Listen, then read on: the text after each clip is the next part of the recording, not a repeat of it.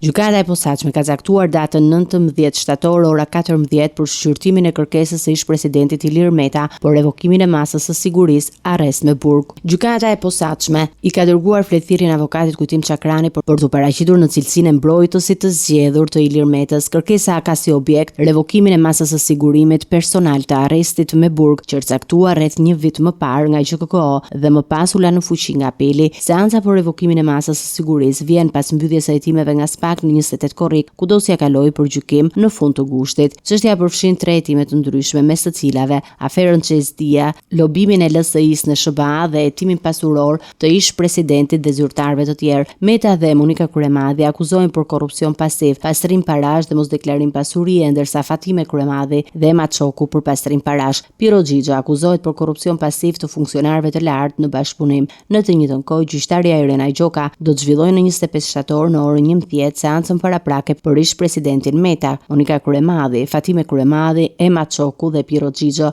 të cilët janë të marrë të pandehur nga SPAK. Çështja ka qenë objekt debatesh dhe sulmesh politike. Partia e Metës dhe ish-kryeministri Cali Berisha kanë kritikuar gjyqtaren, ndërsa avokati i Metës Kujtim Çakrani ka kërkuar dorëheqjen e saj nga çështja. Nëse gjyqtarja nuk dorëhiqet, mbrojtja e ish-presidentit do të kërkojë përjashtimin e saj, duke pretenduar se nuk mund të gjykojë çështjet për shkak të supozimeve për probleme me ligjin. Shqyrtimi i kërkesës së Metës pritet të jetë një moment vendimtar për të përcaktuar nëse ish-presidenti do të vazhdojë të qëndrojë në arrest në burg apo masa e sigurisë do të revokohet.